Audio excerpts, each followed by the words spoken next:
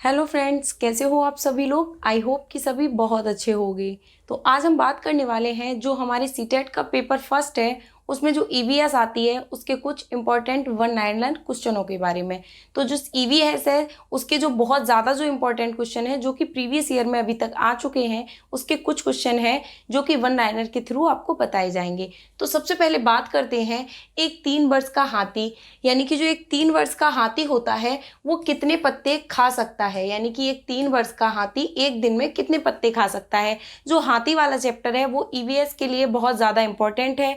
जो हमारी डिटेल में वीडियो पड़ी हुई है वो जिसने भी डिटेल में वीडियो नहीं देखी है वो सभी चैनल में ईवीएस नाम का जो फोल्डर है उसमें जाकर उस पर क्लिक कीजिए और अभी जाकर सारी वीडियो को वॉच कीजिए। वीडियोज़ में ज़्यादा टाइम नहीं लिया गया है, कम समय में ज़्यादा से ज़्यादा समझाने की कोशिश की है। आपको वीडियो कैसी लगी कमेंट बॉक्स में ज़रूर बताइएगा।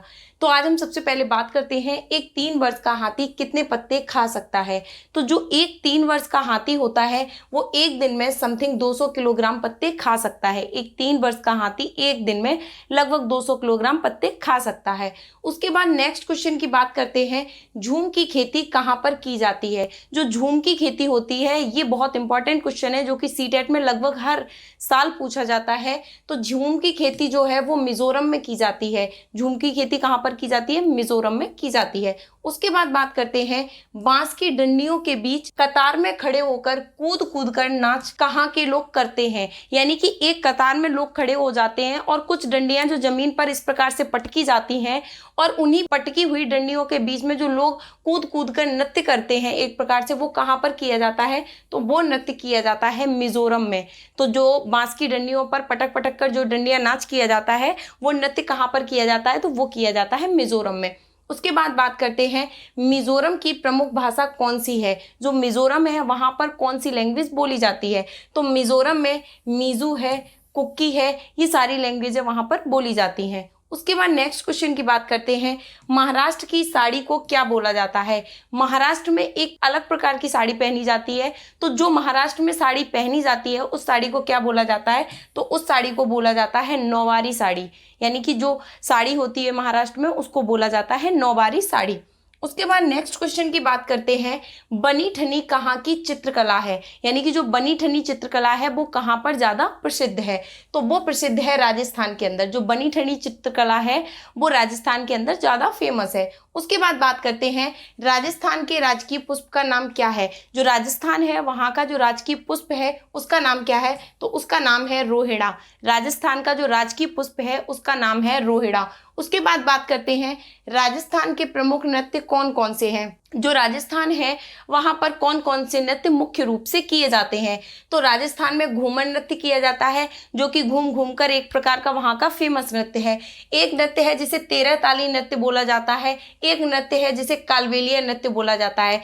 तो घूमर नृत्य, 13 ताली नृत्य, कालबेलिया नृत्य ये कहाँ पर किया जाता है, तो ये किया जाता है राजस्थान में। उसके बाद नेक्स्ट क्वेश्चन की बात करते हैं, डेंगू है, मलेरिया है और चिकनगुनिया है, ये सारी बीमारियां किससे फैलती हैं। जो डेंगू है, मलेरिया है, चिकनगुनिया है, ये सारी बीमारी मच्छरों से फैलती हैं। डेंगू, मलेरिया, चिकनगुनिया ये सारी बीमारी किससे फैलती हैं, मच्छरों से।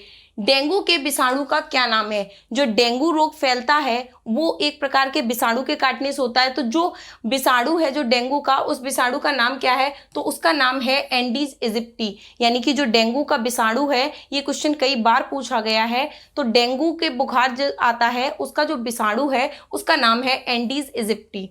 उसके बाद बात करते हैं नेक्स्ट क्वेश्चन की, मच्छरों को खत्म करने के लिए क्या क्या सावधानी बरतनी चाहिए। यानी कि जो मच्छर है उसके काटने से कई प्रकार के रोग हो जाते हैं, तो उन रोगों को से बचने के लिए, जो मच्छरों से बचाव के लिए हमें क्या क्या सावधानी बरतनी चाहिए।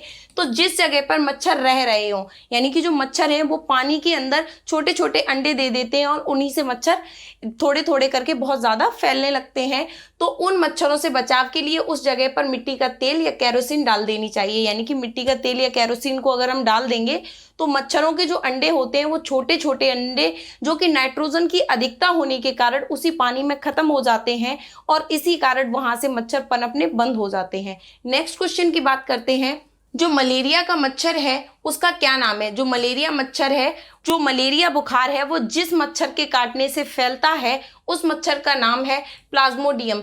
ज़्यादातर जो मलेरिया फैलता है वो मादा एनाफिलीज के नाम से, यानी कि एक जो मच्छर होती है जिसे मादा एनाफिलीज बोला जाता है, उसके काटने से भी मलेरिया फैलता है, और जो इसका विषाणु है उसका नाम है प्लाज्मोडियम।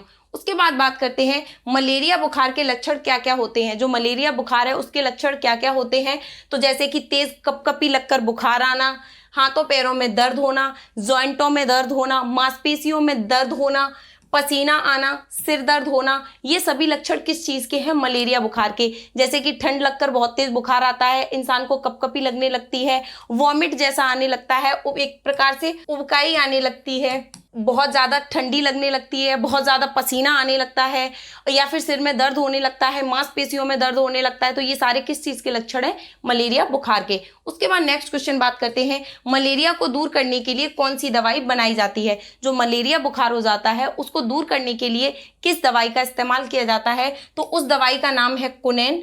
जो कुनैन नामक दवाई है इसे सिनकोना के वृक्ष से प्राप्त किया जाता है, यानी कि जो सिनकोना वृक्ष है वो मलेरिया बुखार के लिए जो दवाई बनाने के लिए काम आती है, जिसे कि हम कुनैन बोलते हैं, उस कुनैन को सिनकोना के वृक्ष से प्राप्त किया जाता है। उसके बाद नेक्स्ट क्वेश्चन की बात करते हैं चील, बाज और गिद्ध जो हमसे 4 गुना तेज देखने की क्षमता होती है, यानी कि जो ये पक्षी होते हैं, चील है, बाज है और गिद्ध हैं, ये जो पक्षी होते हैं इनमें हमसे 4 गुना ज़्यादा देखने की क्षमता होती है। यानी कि जो चीज़ें हम लोग बहुत पास जाके देख पाएंगे वो हमसे लगभग 4 गुना दूरी पर होते हुए भी उन चीज़ों को या अपने शिकार को या जिस चीज़ को भी वो देखना चाहते हैं वो उन्हें 4 गुना पहले, यानी कि 4 गुना हमसे पहले की दूरी पर ही उन्हें दिख जाती है। उसके बाद नेक्स्ट क्वेश्चन की बात करते हैं कश्मीर में केसर की चाय को क्या कहा जाता है। यानी कि कश्मीर में जो एक प्रकार की चाय जो कि बहुत ज़्यादा फेमस है, जो कि केसर से बनाई जाती है, उस चाय को क्या बोला जाता है? तो उस चाय को बोला जाता है कहवा। उसके बाद बात करते हैं कश्मीर की जनजाति किन घरों में निवास करती है। जो कश्मीर की जनजाति है वो किन घरों में निवास करती है? जहां पर कश्मीर की जनजाति लोग रहते हैं उनमें से ज़्यादातर लोग ऐसे हैं जो कि डोंगा में रहते हैं। यानी कि ये जो डोंगा होते हैं वो एक प्रकार की नाव होती है जो कि डल झील में ज़्यादातर पाई जाती है। तो एक प्रकार की नाव होती है, उसी में घर के आकार से वो बना ली जाती है, जो कि डल झील में, यानी कि एक प्रकार से तैरती हुई नाव होती है जो कि डल झील में बनाई जाती है, और कश्मीर की ज़्यादातर जनजातियां वहां पर निवास करती हैं।